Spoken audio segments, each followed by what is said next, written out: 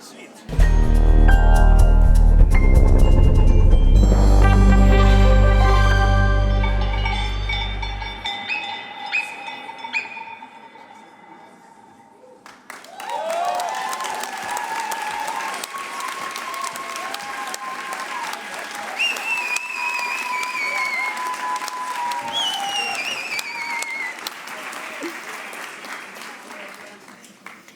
and good evening, everyone. My name is Andrea, and together with my colleague Konstantin, we have the honor to welcome you to this 18th edition of the Speakers' Night.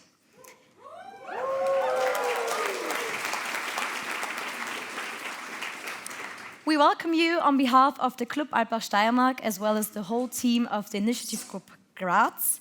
And as an EFA alumni ourselves, Konstantin and I are more than honored to be hosting tonight's event, held under the theme Truth or Dare. Indeed, Andrea. And what makes this event so unique that it's perhaps the best opportunity for young scholarship holders to get up on stage and speak their mind, to share their ideas and perspective with a huge crowd, as I may add. And it's been this way for 18 years. This is the 18th edition, and we're very proud of doing this again and again. Absolutely, and speak up they will. Our event has gathered a lot of attention, and we're super happy that we got so many great applications. Unfortunately, we could not let everyone speak tonight, but this is why I also would like to start with a big applause to all applicants this year.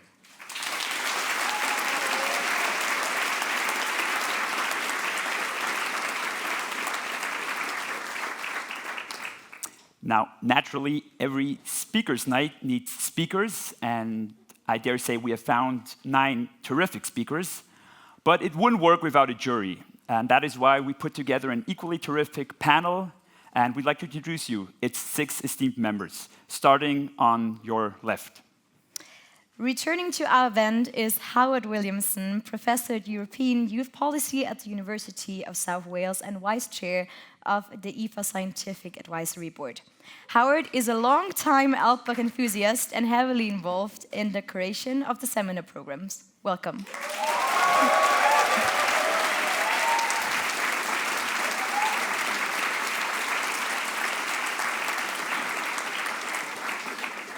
Next, we have Maria de Merzis, Deputy Director at Bruegel, a Brussels-based economic think tank that specializes on European policy.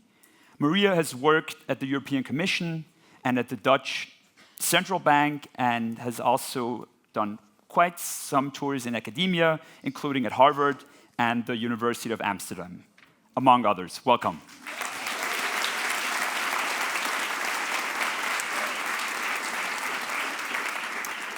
So next we have Peter Riedler serving as tonight's head of our jury, with an international professional background in both the private and the public sector, including the European Parliament in Brussels. He is currently director of University of Graz, the second oldest and second largest institution of higher learning in Austria. Welcome.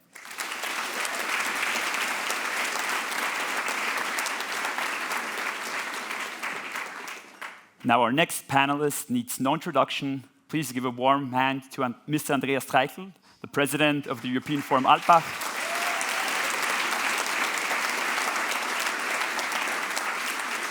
Who is also chairman of the supervisory board of Erste Foundation, which promotes social innovation, European cohesion, and democracy. Our next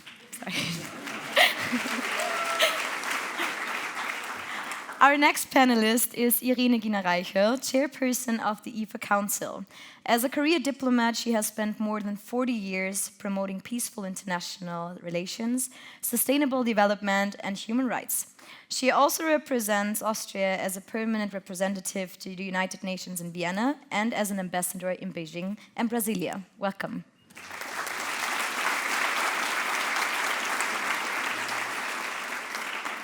And last, but certainly not least, the panel wouldn't be complete without Cedric Villani, a Fields Medal-winning mathematician. Cedric is a professor at the Institut des Hautes Études Scientifiques, and he was actually also a politician. From 2017 to 2022, he sat in the French Parliament. Bienvenue.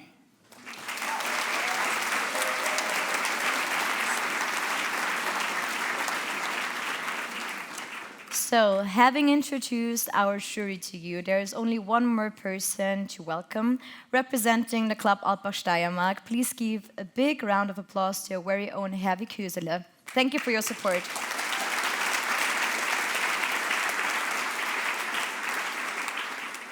So moving on from introductions, Andrea, could you remind me of tonight's rule set? Certainly. There are some rules. You're going to see here our speakers already ready for their speeches.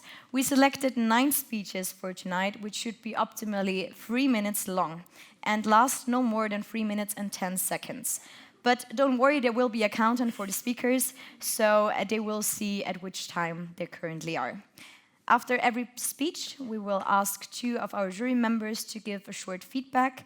And this is also a kind reminder to keep your feedback under 1 minute to stick to the time schedule. Thank you so much. Now, our speakers were asked to give classical speeches, i.e. without the use of electronic aids. The participants will be scored or graded by our jury individually and secretly in 4 categories, these being content, delivery, language, and uniqueness. The speaker with the highest total score wins, but the jury vote is only one of 2 award categories. Absolutely, because you're all also going to have the chance to get involved with our audience award. So in addition to the first, second, and third prize, there will also be a separate Alpbach Audience Award, which will be voted by you. After we've listened to every one of our speeches, you will have the opportunity to vote for your favorite speech of tonight, and this will be able with the EFA app. And since it always helps to have a kind of rehearsal, we're going to try something out now. So please take out your phones, open the app. You might want to also scan the QR code. That will take you directly to our session. Otherwise, find it in the app. Click on Live Discussions and navigate to the polls section. And this is also how you will be able to vote for the Audience Award towards the end of tonight's Speakers Night. But for now, we'll go with some fun warm-up questions that we have prepared. So, which of the following statements do you agree most with? They're all Alpbach related, some more serious than others. Let's go. What's number 1? I've spent too many nights at Jakoba. I haven't spent enough nights at Jakoba. I had an interesting conversation, but for the name, I have no clue. I completely forgot. Totally planned to go hiking, saw a cable car, took the cable car. So many flowers everywhere. Thank you, Renate. Krautinger is an essential part of the EFA experience. So, have your say. Choose the statement that is most relatable to you, and we'll tally up the votes. It seems like we have a mission after tonight's event. And as Hervé Kösele has rightfully stated, it tends to be the same result each and every year. Which is a good sign that everyone has enough energy left for the next upcoming days. People cannot get enough of Jakob, it seems. But now you're familiar with the system and will use it in the end. You will, in fact, use it to give away one of the big prizes that Alpbach has to offer. Absolutely. That was quite fun, but I think listening to some speeches would be even more fun. So for the moment, we've been all waiting for the first speaker of tonight, and I think it's time to welcome her on stage, Sonia Mogojan, with a speech titled "The Price of Connection, Shaping Our Attention." Let's go.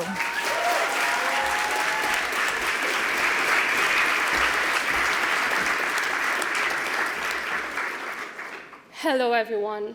2024 is a decisive year for European politics, but we live in a world where truth and reality are often filtered through the lens of social media.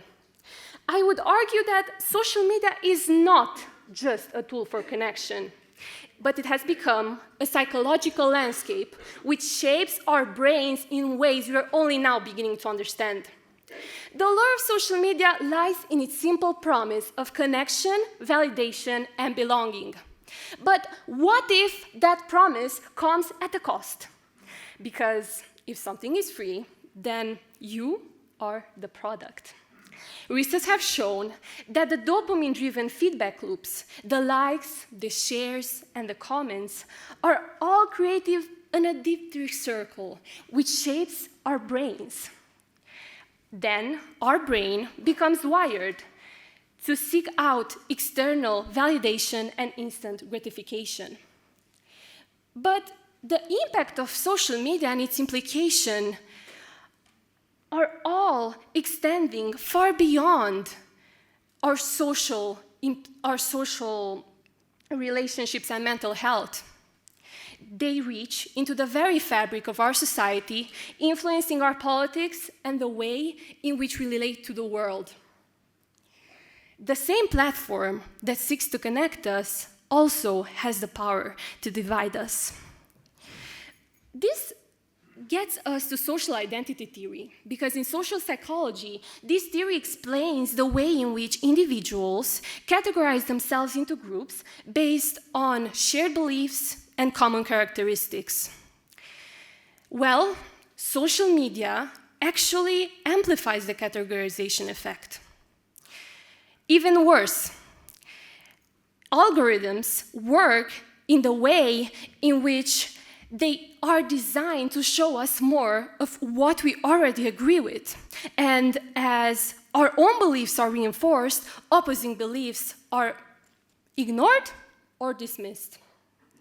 So, here's my challenge for you. I dare you take a look at the social media feed and ask yourself, is this challenging me to think differently, or is it only reinforcing my own opinions? In order for us to make an informed decision on the future of Europe, we have to reclaim our own minds, to think critically, to question, and to choose what truly deserves our focus. Because, remember, our minds follow in the footsteps of our attention. Thank you.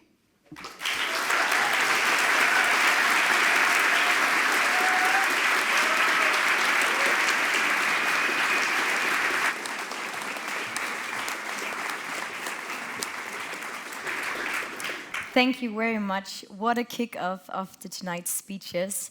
Please remain on stage as we turn to our first feedback from the jury, from Howard Williamson, followed by Maria de Mertzes. Sonia, it's so tough to go first, isn't it? Really, really tough.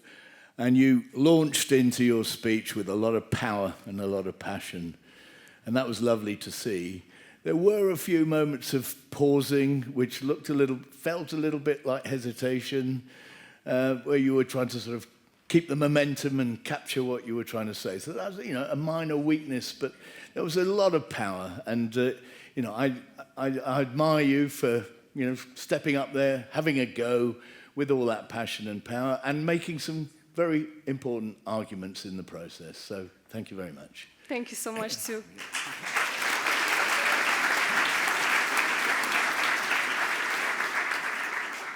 Thank you very much, Sonia. That was absolutely wonderful. It is hard to go first, but you've set a standard now, and it will be a hard one to follow. Very well done. A topic that we can all relate for. You were direct, quite theatrical, quite imposing in relating with the public. I would have liked a little bit to understand your link to the future of Europe. I'm sure there are many links, because you started with that and you ended with that. That would have merit a little bit more information on my part, but I think you showed a lot of passion for a topic that affects us all. Very well done. Thank you. Thank you.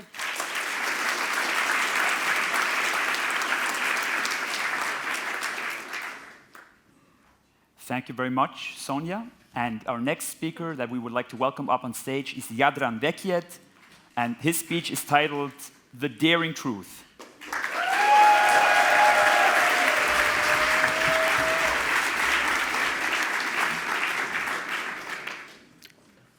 Truth or dare? If you'll indulge me in a nerdy foray, only a Sith deals in absolutes, as Star Wars has taught us. So why not change one of those words and speak about truth and dare? Daring to say the truth. Nowadays, we live in an age of post-truths of all sorts. Truth is still an important value, but everyone wants to say the truth, but it is too often their own truth. Objective truth is becoming sadly irrelevant in the current propaganda wars. Truth is still a luxury, but something must keep the faith and the fight for truth alive.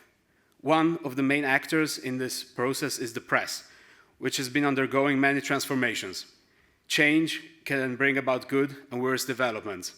Gone are the days, though, when a young Ernest Hemingway could travel half a world away to Lausanne in Switzerland and write a scathing article during the conferences of 1923 describing Benito Mussolini, who had just gained power via his heinous coup just about a year before, as the biggest bluff in Europe. The title of the article that was published in the Toronto Sun does not do its content justice. It succinctly summarizes it, but a surgical analysis that Hemingway provided is cutting on every level. I doubt that an article like that would be possible today. Bravery in the face of totalitarianism and illiberalism is growing scarce, and media tycoons far too often care about money anyway. Media must then rely on volatile egos of sources, and the dangers of speaking truth to power are often too big. Cold comfort in cages becomes alluring if leading the vanguard of change and truth is not respected. I often then hear people complaining and comparing the current Prime Minister of Italy, Giorgia Meloni, to Mussolini, and while I hardly disagree with her on almost everything, she's less dangerous than him, though she does espouse many similar views and carry on the latter's legacy. Still, with her, Orban, Vucic, Trump, all the other totalitarian strongmen, and the wannabe strongmen such as the Austrian Kicker and many others, someone must remain vigilant and dare speak the truth and hold all of them accountable. Without a press that knew what was right, Richard Nixon would have made it through 1974 after all. Democracy indeed dies in darkness at every level. There is no easy solution to any of this, but we can all shine a light into this darkness and keep the European dream alive. Support the independent press and speak up, each and every one of you, in the face of every egomaniac who wants to silence you. Dare to keep the fight for democracy alive.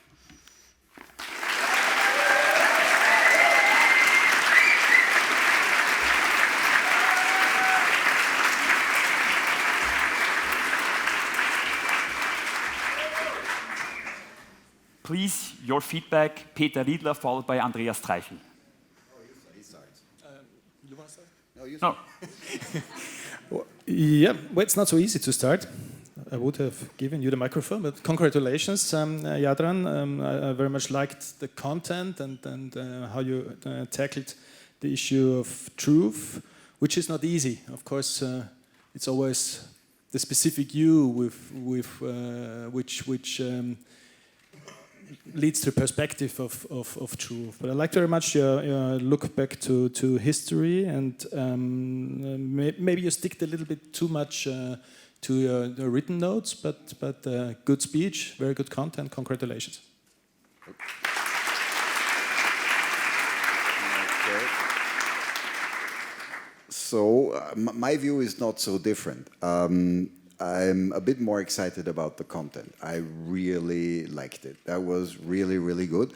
Although usually I don't like speeches where people talk too much about other people and what they said. But this was really good. And then I watched you. You are not a person for a 3-minute speech. You're a person for at least a 15-minute speech, because you had a pretty long warm-up period. But your look at the end was absolutely brilliant. Thank you for that.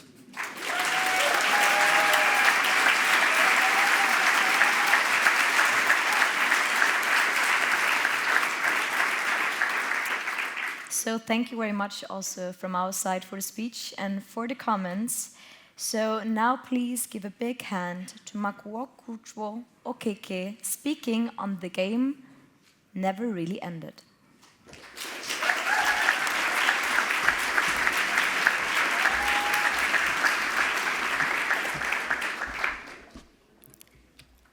Good evening. I think I need a little bit of time to see the faces that are mocking at me. Did we ever really stop playing that game? Now, I remember the thrill of that question when someone is either asked to spill their most embarrassing crush or to eat some sort of weird food. We thought we left that behind, but the truth is, we never really did. We are still playing that game. The only difference is that now the stakes have changed. Now, instead of daring each other to do something silly, we dare ourselves to either confront uncomfortable truths or take risks that make us cringe, such as daring to snooze the alarm every 5 a.m., knowing that it will make you late for 9 a.m. seminar. You see, we live in a time where truth is no longer a fact, but a flexible narrative, swayed by likes, tweets, and echoes. If you ask 5 people in this room where I can grab the best burger in Alpbach, you will get 5 different answers. Now, something like this makes it difficult for us to agree. Imagine on big issues like politics, like ethics, like the threats against our democracy. When it comes to Dees, some of us are natural thrill seekers, jumping out of planes, eating the hottest chilies in the world. But real daring isn't about sports or spicy foods. It's about pushing boundaries. It's about daring to question what's easy. It's about daring to challenge what's comfortable, daring to confront what's broken in our world. We avoid telling the truth in simplest moments, just like when a friend of us trying new clothes come up to us and asks, "Hey, Chris, how do I look?" And for you just to be polite, you say, "Oh, you look good." But what happens when dodging the truth isn't just about being polite, but avoiding real issues? Issues like the warming planet that we are leaving behind for future generations, the deepening divides in our societies, the rise of voices that challenge the very idea of democracy in our nations. My friends, we have a choice. We can either choose to keep the safer path, the comfortable one, the one that doesn't rock the boat, or we can dare ourselves to face the tough truths, like confronting the world's hunger, the climate change that faces us. We can dare to look at what is happening, not with apathy, but with urgency. So tonight, I'm not just asking you to choose this moment of truth. I am asking you to dare to face it, to speak up when it's uncomfortable, to dare to push past the comfort of silence and take action. Because if we keep playing it safe, we'll risk losing everything that truly matters. The game we are playing never really ends, but if we are brave enough, if we are bold enough, maybe we can change the rules and put ourselves in somewhere worthwhile. Thank you.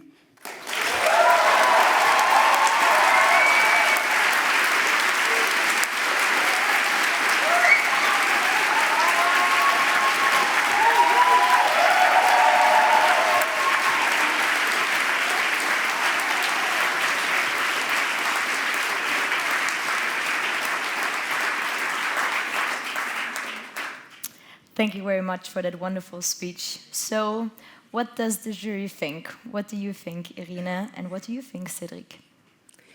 Marco Chukwe, I congratulate you very warmly on your speech. I thought your content was very well thought through. It was also very original. And your delivery was well done, but it was also very honest and very passionate. So you certainly touched me as I was listening to you, and from the reaction that you got, I think you touched many in the audience. So congratulations. Thank you.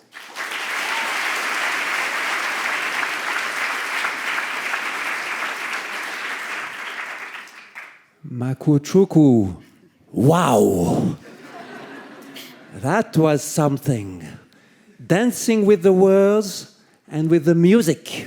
Moments of exaltation, moments of pause, body language here, there, taking the audience here as your friend, here as challenging, and very important, super duper rule, any good speech, grave as the subject is, should have a moment of laugh in the audience.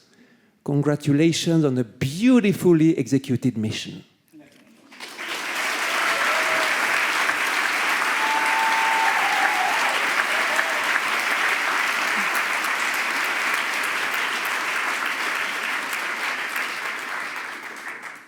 Now we want to welcome our next speaker on the stage, which is Lucy Munster, with a speech titled "The Truth About Our Schooling System."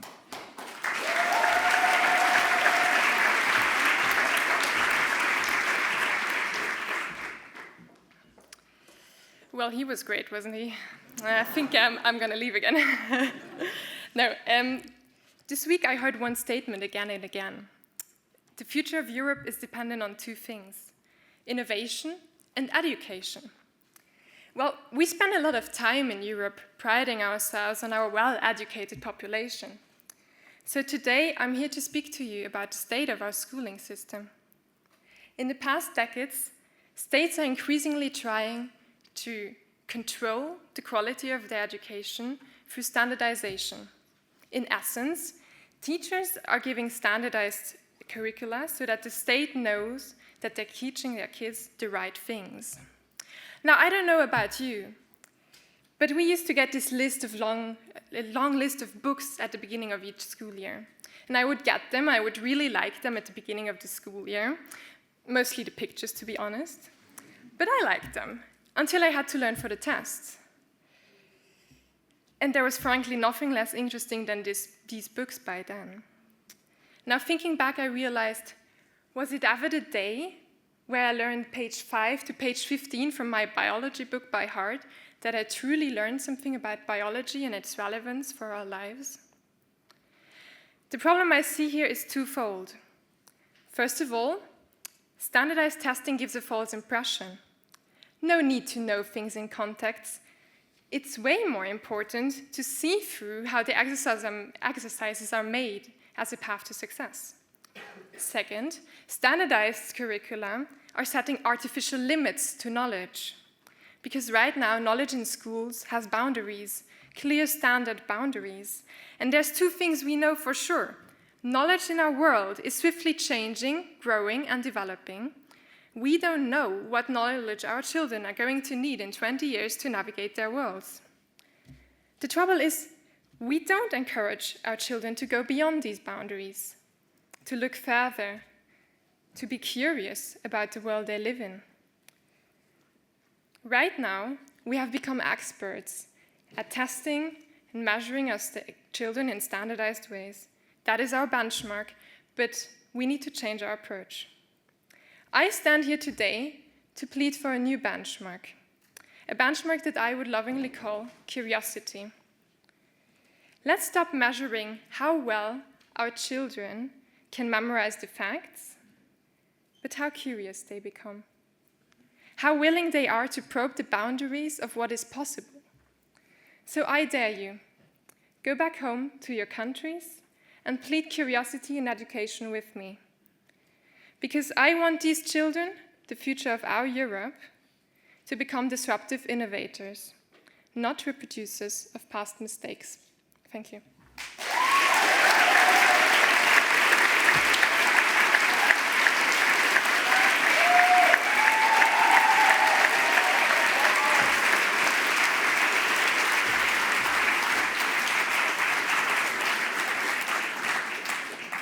Howard, please give us your feedback.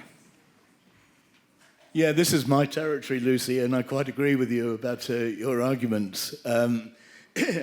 Long before you reached the word curiosity, I'd already written it down. I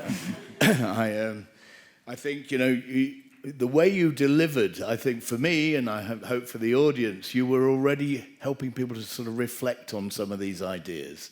Perhaps there could have been a bit more dynamism in your delivery and your presentation. I like the argument very much, and I support the argument that we all need to actually reflect on and revisit education for the future and not sort of get sunk and stuck in the past. So thank you for your argument. Thank you for your speech. Thank you.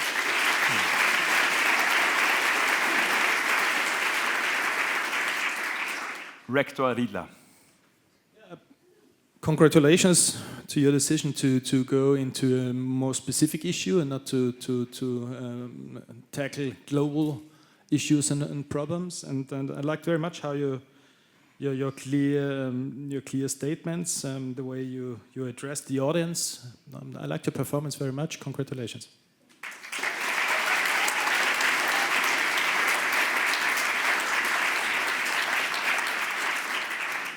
So the next speaker is already our 5th speaker for tonight. So welcome with us on stage Akos Otsorossi, and the title of his speech is Everything is a Lie.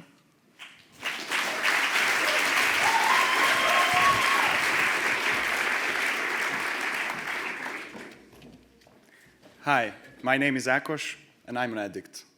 Since I was 13, I've been consuming unhealthy amount of news. This week I was on a detox because of the wonderful programs we have here in EFA. It took all my time. I'm sure that you are in the same situation, so I brought you 3 interesting news that happened last week. First, Donald Trump said that he is a better-looking person than Kamala Harris. Much better, he added. 2, Elon Musk said, don't be so afraid about climate change. By the time it hits us, we can all just move to Mars. 3, Viktor Orban said, it's a shame that immigrants make up such a large portion of Western European athletes at the Olympics. Raise your hand if you find at least 2 of these news believable. Thank you. Raise your hand if you would believe me after you actually saw the video footage of them saying these things. Thank you very much. Actually, the Musk and the Orban quotes are fake. Donald Trump is really that unhinged. However, I could show you proof about all of them. With advances in AI technology, deepfake videos are getting closer and closer to being unrecognizable. Nowadays, it is even possible to join a live video chat and impersonate someone. Yesterday, we were promised that Pope Francis will join us on video chat. Unfortunately, he could not make it, even though I could have easily impersonated him if he asks. I'm not even baptized. Imagine how mad the big guy would be. Unfortunately, this is not funny. Unrecognizable but totally fake audiovisual content will soon flood the internet. And people tend to believe what confirms their prior beliefs. We call it confirmation bias.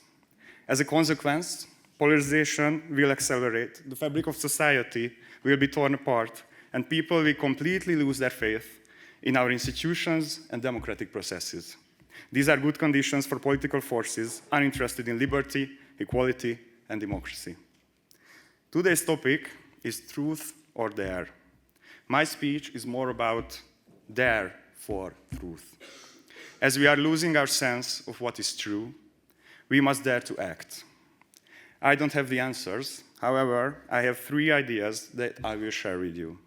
1, spend less time on social media, please. Fake news are dealing in the attention market. Do not pay for them with yours. 2, support reliable, fact-checking, independent journalists, both with your money and your attention, because they are the watchdogs of truth. 3, get in touch with your micro-communities. Talk to your neighbors, your teachers, your bartenders, your priests, and your mayor. This way, we can move our realities closer to each other and tackle the forces of misinformation. Thank you.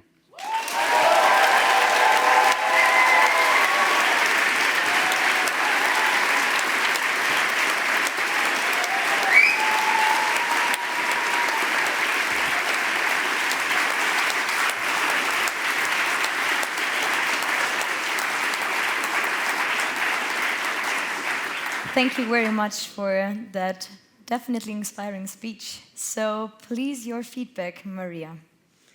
Well, Akos is, I love how you all have found a unique way of staying true to yourselves, and you did it very, very convincingly, a great sense of humor on a topic that is very little to laugh about. You made us think, very clear messages, unique delivery. And you had a clear message. We know what you believe about this. Some of us might even find you convincing. Very endearing. Thank you. Thank you.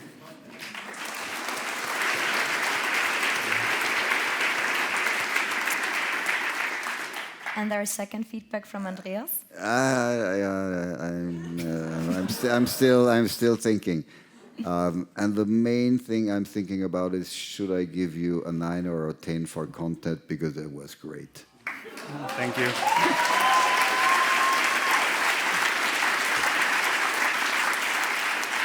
Thank you very much. Well, we're already past the midway point. So opening up the second half is Jakob Scha, and he will be speaking on Moment of Dare. Please welcome him on stage.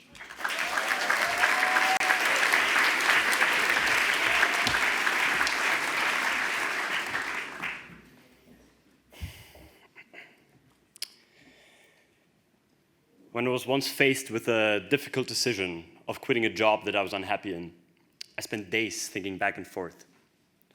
Back then, a friend of mine told me, Jakob, regardless of whether you're going to decide, you have to decide. Otherwise, you can't be happy. So decide now, and then stick with it. Now, beyond him making me realize that I already knew what I wanted to do at that time, this showed me something even more important that I want to share with you today. That sometimes daring to make a decision is even more important than the decision itself, for 3 reasons. First, we live in a world of almost unlimited information. This also means that the point where we have collected so many facts that our mind is saturated might come faster than we might think. More often than not, we just use new information to justify our internal preference. Of course, I could have spent weeks more researching what people have done in similar situations to mine, but I doubt that it would have really influenced my decision. Second, we are prone to overestimating the extent to which we can assess the impact of our actions. So much in our life is dependent on our environment. It is hardly possible to know the direct outcome of our actions. At the same time, while our decisions are very significant for us, it helps to remind ourselves that we are just the environment for other people. A little bit of relativism here is very useful to see that we are remembered for the person we are, not one specific decision. Lastly, I've met a lot of people in my life that dwell on decisions of the past. But the key to remain a productive member of society and to achieve your goals is to respect your past decisions, but not let them define you. We all have made mistakes, sure. But as we have seen, it is impossible to, in advance, know whether a decision will be a mistake or not. Therefore, it is more important and more significant to deal with the outcome of our decisions, to change course if necessary, and to take more action and more decisions. Here in Alpbach, we're in the village of thinkers and of truth seekers. We're not lacking ideas, we are lacking action. Just as it was so important for me to quit my job back then, to move on with my life and take action on the things that I really value and that are significant to me, we can all become true change makers by making faster decisions, making more decisions, navigating the outcome, and adapting if necessary. We can be a lot more than overthinkers and regretters. This is our moment of truth. It is time to dare. Thank you.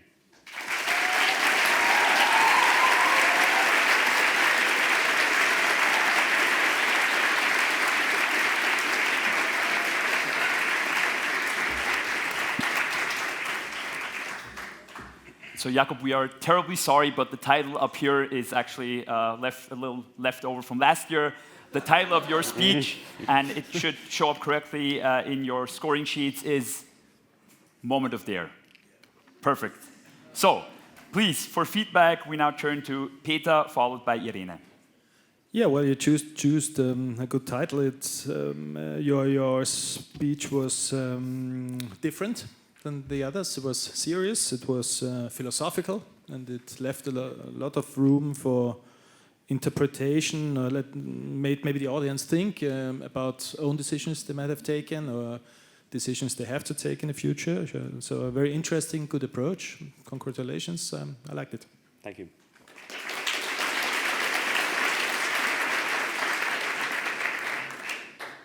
Thank you, Jakob, for your speech.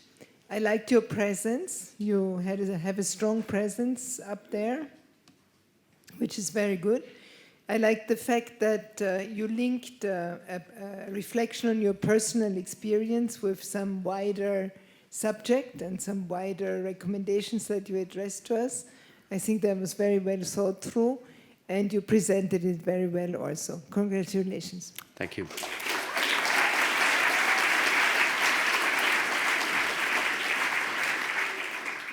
So, please welcome with us the next speaker on stage. It's Samantha Daa with a speech called The Last Word.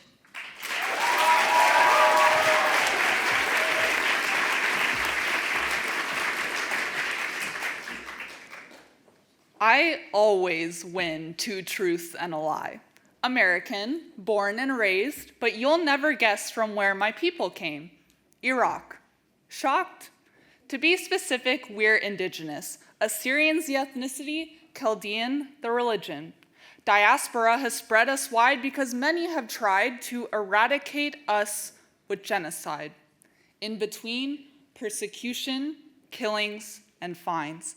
I'm second generation of a people with no nation. We were forgotten during self-determination. What even remains of our Nineveh plains? The willing ran to invade, helped topple Saddam, which was long overdue. Why then did they bomb our cities to ruins, leaving a void? Al-Qaeda swept through and destroyed, and we hid paranoid, praying we'd escape their next raid. My white skin is a privilege and a disguise. Silent, I hide, hearing classmates decide how they would fix Iraq. Nuke it, turn it into a parking lot. 2 decades later, I thought we learned still people insist we deserve pillage and rape, and Abu Ghraib claiming we were behind those infamous planes. A lie proven wrong, but they've all moved on without dwelling long on the harm that it caused. Sentenced for crimes we did not commit. Some destroy our culture, some suppress it. We took up arms, sounded the alarm for the world to ignore what's happening again that's happened before. Caught between 2 sides, purists deride that I don't speak a language that died, live in a land where my people barely survive. I must testify why I identify. They set their price. This percentage would suffice when ISIS wouldn't think twice if it was 1 or 95. Then the country that can never truly be mine because there's a line, decades of assimilation, yet they always remind us who we are in their eyes. Primitive monkeys, criminal masterminds, my cousins fled for their lives, called terrorists when they were terrorized. Accused that if we go back, we'll attack or displace. Not the case. There's no list of demands. I'll never see my people's homeland. Our treasures that weren't blown into sand, deemed too precious to stay in our hands. Tell our whole story, I don't have the words, pages torn out, redacted or burned, piecing together a shattered mosaic, slivers of English, Arabic, Aramaic. We persist. More than this, we must reach excellence, earn our new country's conditional acceptance. Here I stand, wonder if it's in vain. Will you see me as more than our trauma and pain? Give us a space for Assyrian joy, Assyrian stories told in our voice. We're here to share, if you dare, and beware of what you've heard. You want the truth? Let us have the last word.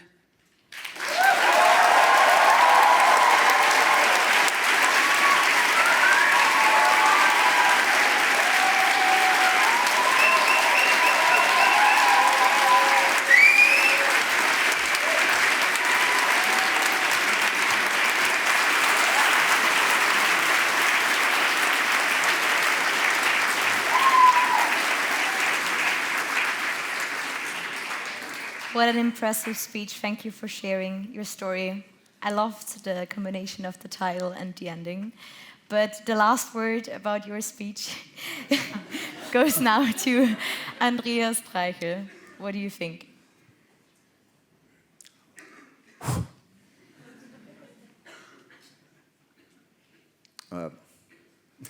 That was not a speech.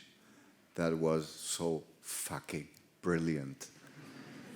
It was one of the best things I've ever heard.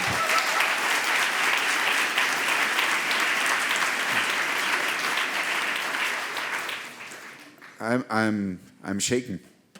I can't say anything.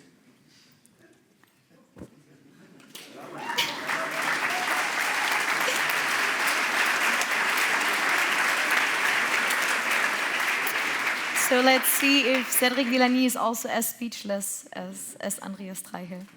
There was in the audience this extraordinary quality of silence, and you could feel the direct connection to your brain.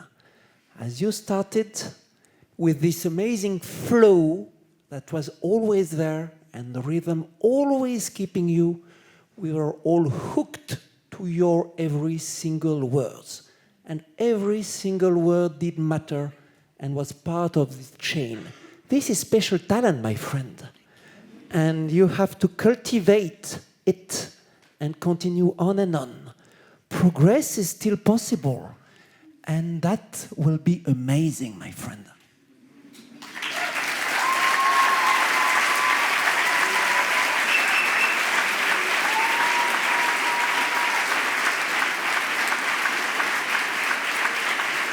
So,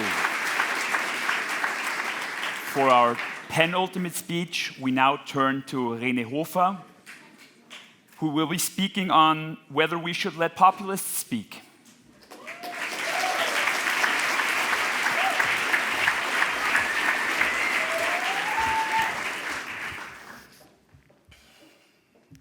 Dear audience, let me start by asking a simple question. Who among you votes for populist parties? Well, no worry, you don't need to answer. I just invite you to look to your left and to your right. One of you three might do so if you consider the polling of the upcoming Austrian election. This is the reason I stand here today speaking about the Trumps, the Melonis, the Kickels of this world. It seems to be the current zeitgeist, isn't it, to claim to speak for the people, the little men, against these elite in the faraway capitals. For them, everything is so simple. We stop the boats, and migrants, they will just disappear. We exit the European Union, and our problems are gone. Well, we have seen how well that worked with Brexit, haven't we? And if they fail, well, it's simply the fault of somebody else. So why should we let them speak? To silence them is so comforting, right? No more toxic rhetoric, no divisive messages. Well, isn't all they do spreading fear, anger, and hate? Well, here's the thing. I'm sorry, if we silence them, they just don't go away, you know? Instead, it pushes them into the shadows, radicalizing them. They will come back, they will fight. So we need to bring their ideas out there, in the open, where we can challenge them by us, and not simply call them crazy. But there's also a deeper reason why we need to let them speak. Their success often points to real issues within societies.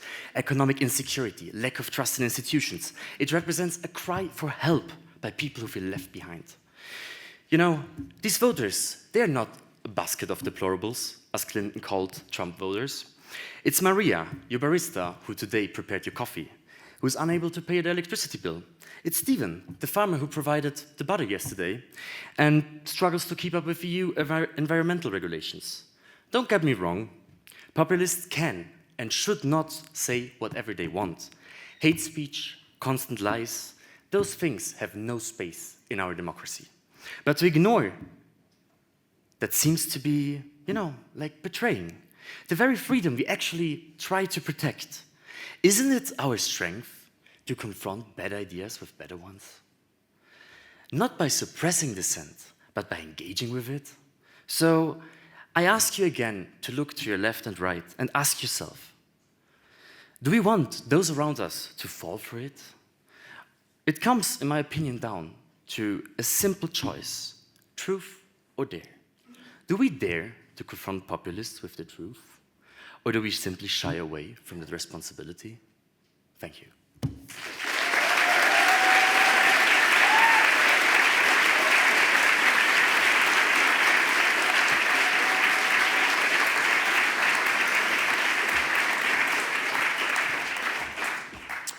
Irene, please share your thoughts with us on this very speech.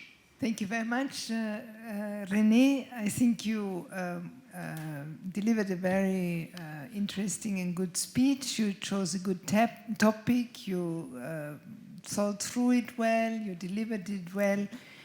It was a good speech. Thank you. Thank you.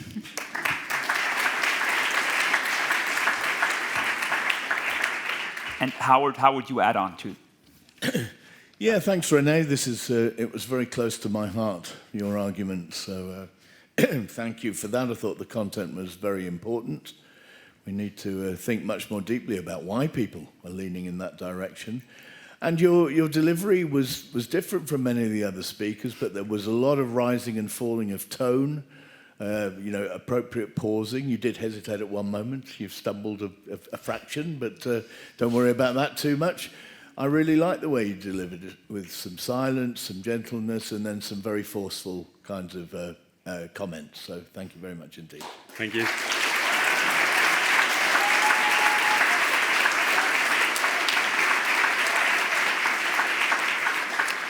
So, if any one of you has already counted, we just heard number 8, which brings us.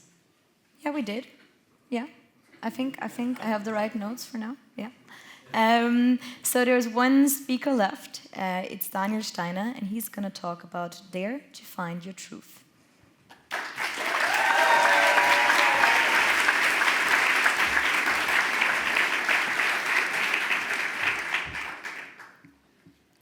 Imagine, just for a moment, that life is a labyrinth of expectations, of traditions, of the silent rules of society.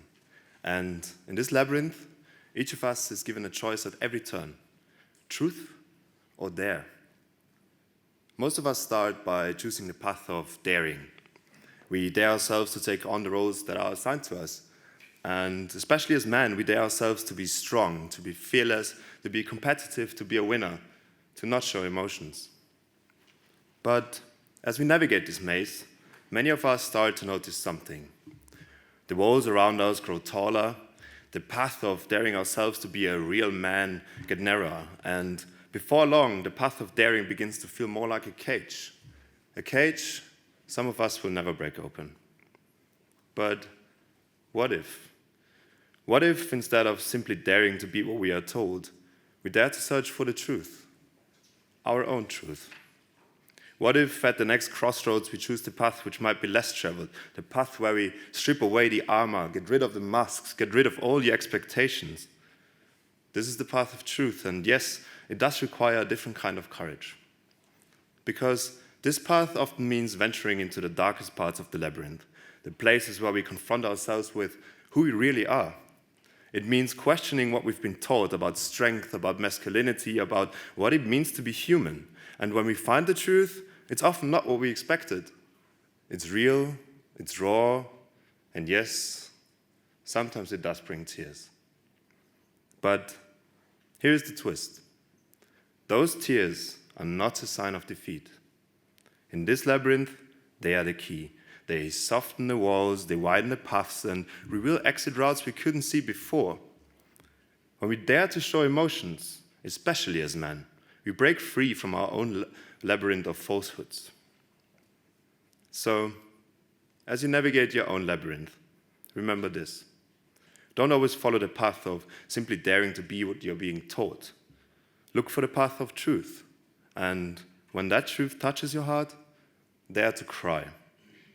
Because it's in these moments when we are most vulnerable that we are also most powerful. It's in these moments that we get out of the maze and find the courage to live a life that's not just daring, but deeply, profoundly the truth. So, dear man, speak up when you feel stuck in one of the dark corners of your labyrinth. And dear man, let us all dare ourselves together to find our own truth. Thank you.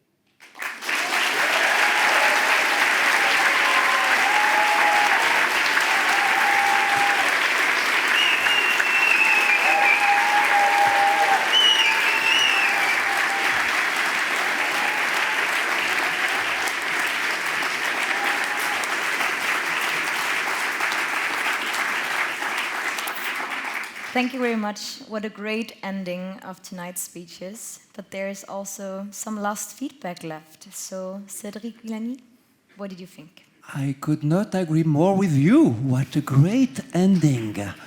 And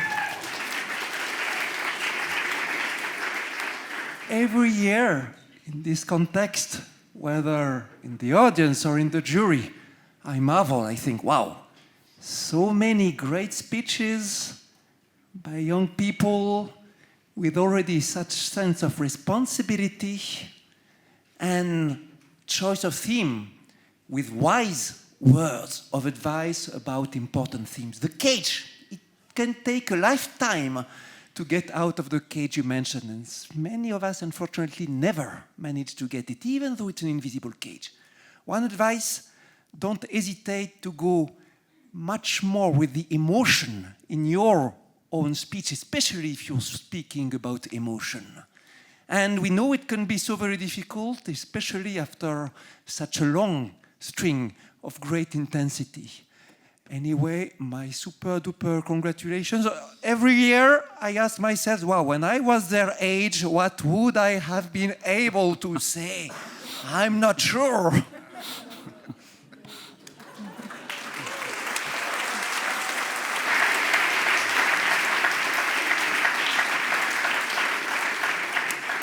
So the last feedback for today will be given by Maria de Mertzes.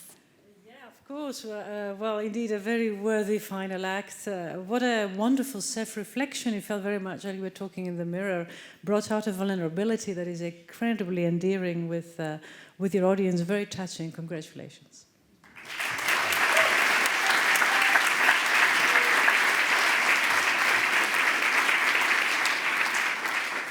Whew.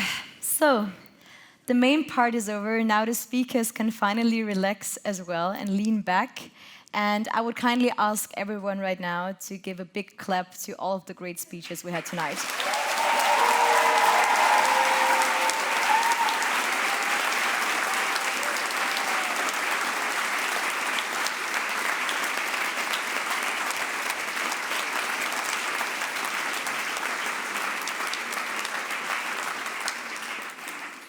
Since this tonight is also a contest, there was a jury who gave not only feedback in an oral way, but also wrote down some notes and points. So I would kindly ask you to finish with your votes so that we can continue our evening. Exactly. So, now, dear audience, it's up to you. You will award the audience award, so to say. It's time to get out your phones, open the session, the speaker's night in the app. Again, follow the on-screen instructions. And yeah, we'll see who will come out on top of the 9 fantastic speakers we heard tonight. And just as a quick reminder, we'll do a little rundown. So, first we heard from Sonia Mogojan. The speech was titled, "The Price of Connection, Shaping Our Attention." Then we had, secondly, Yadan Beet with The Daring Truth. Third, we had Mako Chokwo Okeke, and his speech was titled, "The Game Never Really Ended." As our fourth speaker, we had Lucy Munster with The Truth About Our Schooling System. Next came in Akos Osorotsi, speaking on Everything is a Lie. Our sixth speaker, Jakob Scha, talked about the moment of there. And Samantha Daa had the last word. Not completely the last word, since we had 9 speakers. So 8th speaker was Rene Hofa, and he talked about should we let populists speak. That was number 8. Not to be too pedantic. Number 9 was, as we just heard, Daniel Steiner, I'm terribly sorry, Dare to Find Your Truth. Absolutely. So, let's see what the audience said.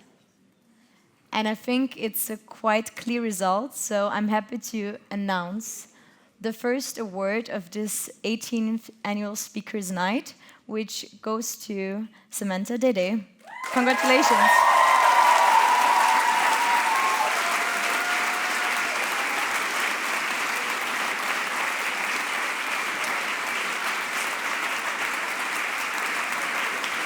We also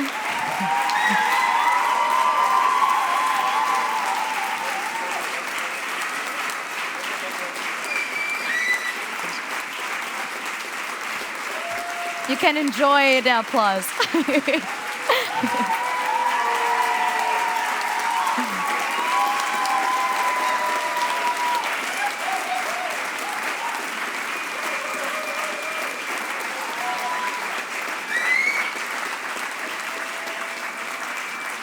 Congratulations.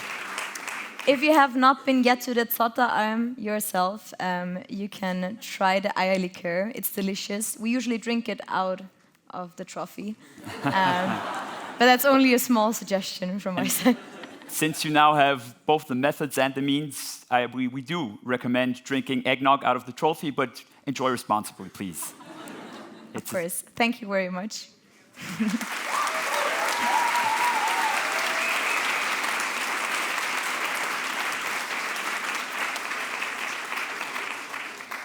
Now, before we move on to the grand finale, I'd ask EFA President Andreas Treifel on stage for some short remarks. Please, Andreas, join us. Sorry. No, nobody told me. I don't know what to say. Help me. This is. I love this event. It's so beautiful, and that you all take the time and the pain to do that. Thanks very much. It's such a beautiful event because it shows your dedication to what you have here. I'm waiting for next year. It's getting better every year, and I'm really, really looking forward to it. And with all my friends in the jury, to be able to be part of that, wonderful. I just would only also like to get an eggnog. Maybe Samantha is going to share it with you afterwards. I want to thank all of you for doing that. This is so brilliant. This is Alpbach. I love it.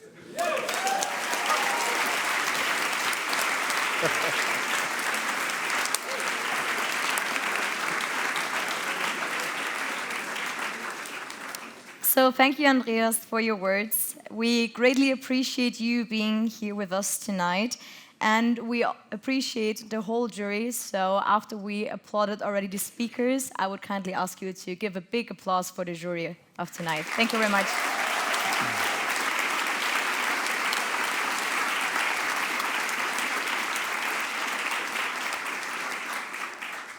So before we are going to get the results of the jury, we would kindly ask Peter Riedler for his closing statement and the award ceremony. So please give it up for the head of our jury tonight. Well, first of all, thank you for organizing the event. Thank you for participating. Thank you to the jury to be here to be the judges. I think Cedric said it in very nice words. It's amazing to see how good speakers we have here and how much brain we could see and feel, how much content, how much thoughts behind every speech was.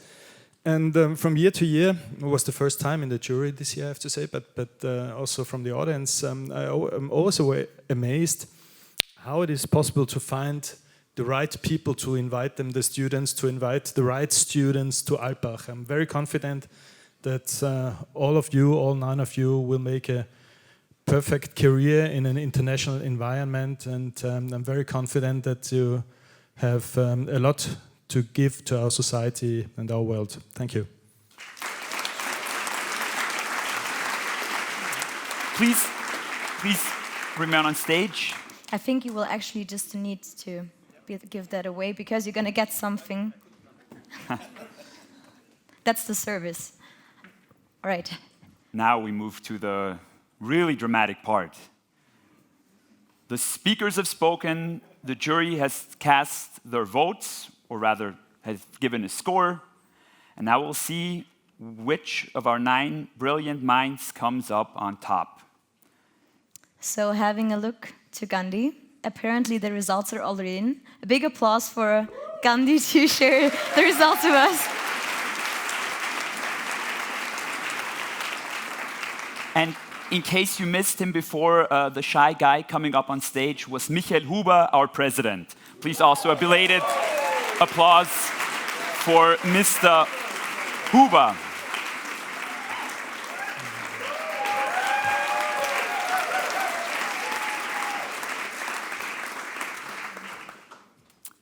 Andrea, can you tell us something already? Yeah, I have something in my hands.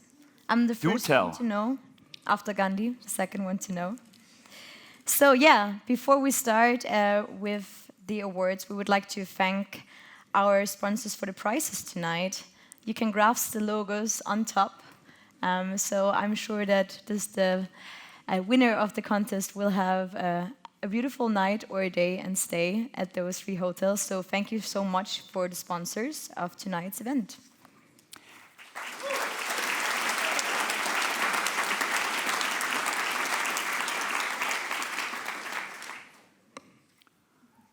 Coming in third, we have, drum roll please, Akos Otsorossi with his speech about everything is a lie.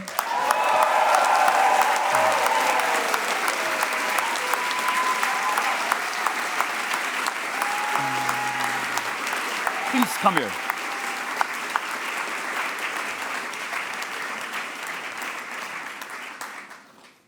Second place goes to Makuo Chukwo Okeke. The game never really ended.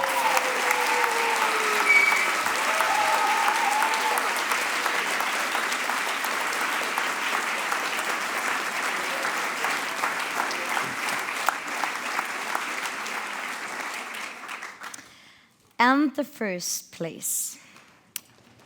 And thereby the winner of this year's 18th edition of the annual Speakers Night goes to Samantha Daa.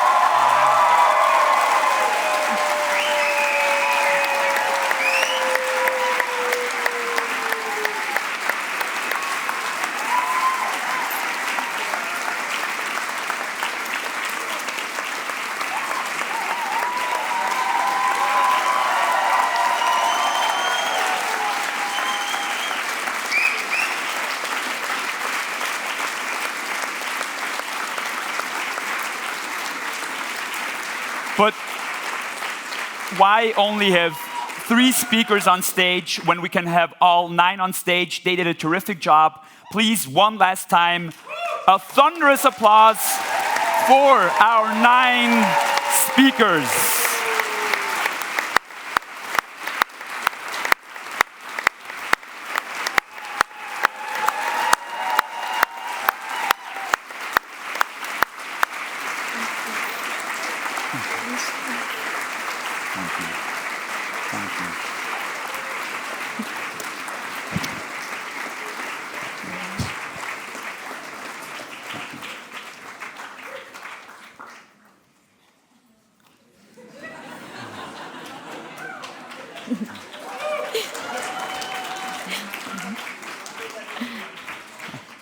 So, Konsti, what do we do now?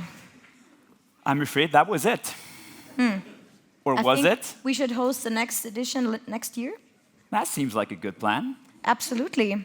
So before we leave you to have summer nights at Jakoba, we would like to thank you all for attending this year's event. It was a blast to have you as a beautiful audience, supporting all the speakers on stage and also us as the moderators. And yeah, so let's give a big applause for you as the audience as well.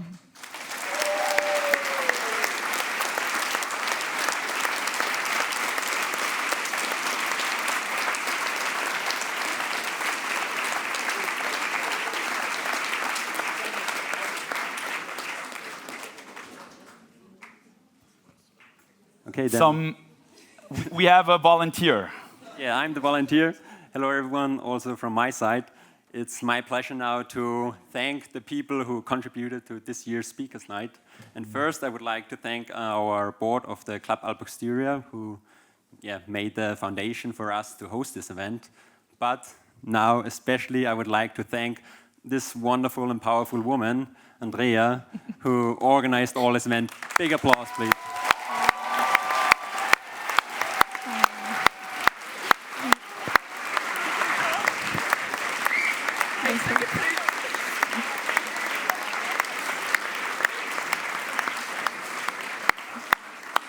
So during the last days when we were partying at Jakoba, and when we are coming back, she was still sitting in the kitchen working on a Speakers Night. So it was a lot of effort. She missed some stuff. But Andrea, the Speakers Night is in the books, and I hope you can now enjoy the rest of the Forum Alpbach. I definitely will. Thank you.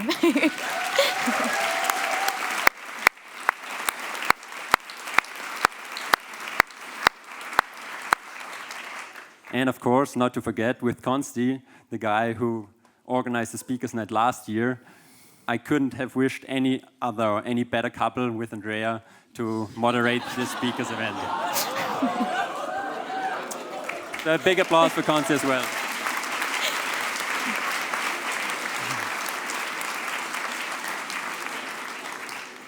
Michi, thank you for your kind words, but I'm afraid they choose me for my looks. So the last words, I'm really proud that you are in our team and that you hosted such an amazing event. And every one of you, please stand up and give the biggest applause you can get.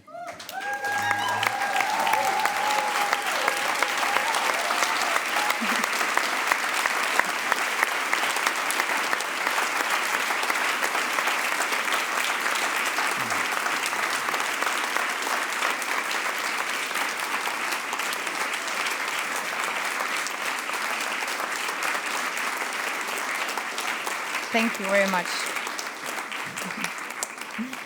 And Andrea, I think it's still time for the prizes, right? Absolutely. Like you got a piece of paper. That's not a lot, but there are some more things we would like to hand out to you. So maybe Peter Riedler, would you have the honor to give some more prizes to our winners of the night? So if we could have our third place come up, and you will receive, and our second place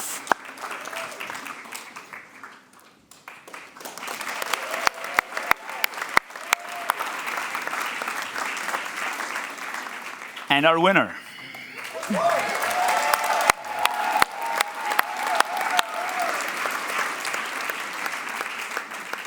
But since you all did a terrific job, everybody gets a prize. Come here. Do move up.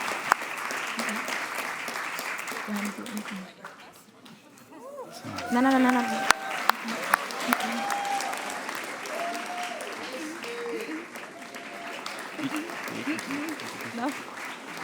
Geh mal, ja.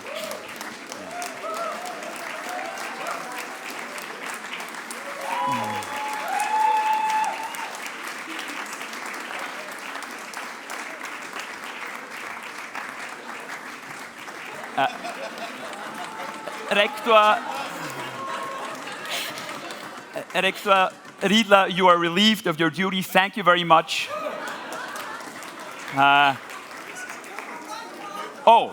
One.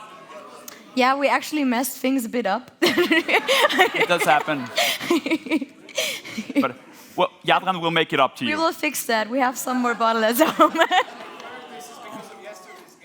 I mean, we lost soccer yesterday after lots of years, so I'm sorry. But you will get yours later on. We do carry a grudge, yes, definitely. So, it's been a blast, but the most awesome of Speakers Night must come to an end eventually. Thank you for coming out. Do get home safely. And before that, enjoy some more nights at Jakoba. Yes, definitely.